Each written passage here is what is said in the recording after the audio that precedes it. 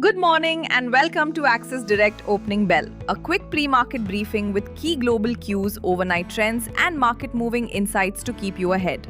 We'll start with the global markets. Wall Street ended last week on a strong note with all three major indices closing higher. The Dow gained 0.53%, the S&P 500 rose 0.7%, and the Nasdaq advanced 1%, leaving the major averages near record highs as investors assess whether the rally can be sustained. Asian markets, however, opened sharply lower on Monday. South Korea's Kospi led the declines, plunging 4.57%, while the Kosdaq fell 1.67%. Japan's Nikkei and the Topix dropped 1.43% and 1.45% respectively, while Australia's ASX 200 slipped 0.36% in early trade.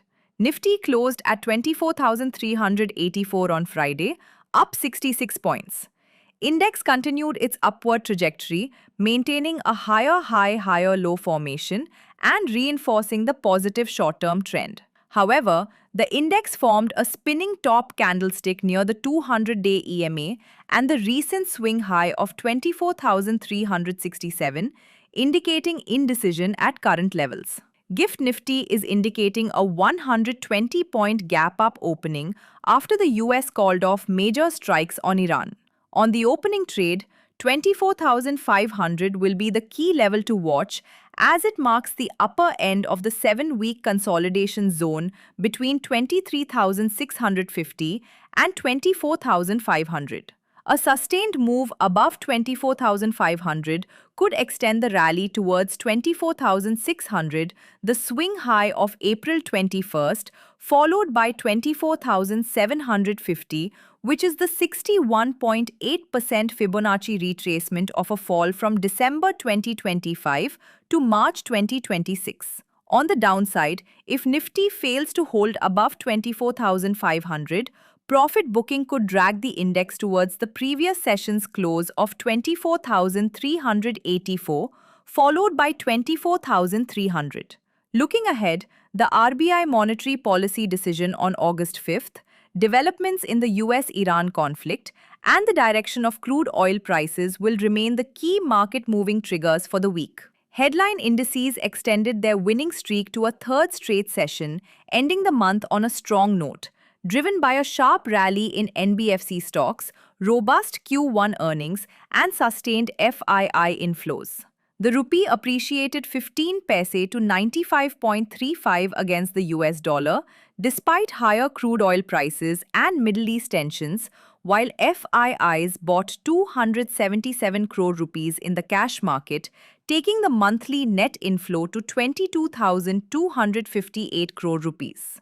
Nifty futures gained 95 points on short covering, with open interest declining 3.5% to 138 lakhs shares, shedding 5 lakhs shares, while premiums widened from 41 to 69 points. Bank Nifty futures rose 131 points on short covering, with open interest easing 0.3% to 23 lakhs shares, shedding 6.7 thousand shares, while premiums increased from 147 to 160 points. Options activity remained positive, with fresh call and put additions at 24,400, while calls at 24,200 and puts at 23,800 were unwound. A 2-to-1 put-skewed exchange lifted Nifty PCR from 1.26 to 1.39, while Bank Nifty PCR slipped from 0.93 to 0.91. India VIX declined 3.3% to 11.76. The FII long-short ratio improved from 0.12 to 0.13. FIIs added index futures while trimming calls and adding modest put positions. Meanwhile, proprietary traders reduced futures and accumulated options, leaving retail participants on the sidelines as they reduced futures, options, and stock futures. For today, watch 24,200 as strong support and 24,550 as major resistance. That's it for today. Please note that this podcast is for informational purposes only and should not be considered as financial advice. Please refer to our website for the full disclaimer.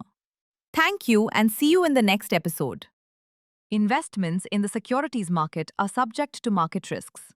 Read all the related documents carefully before investing.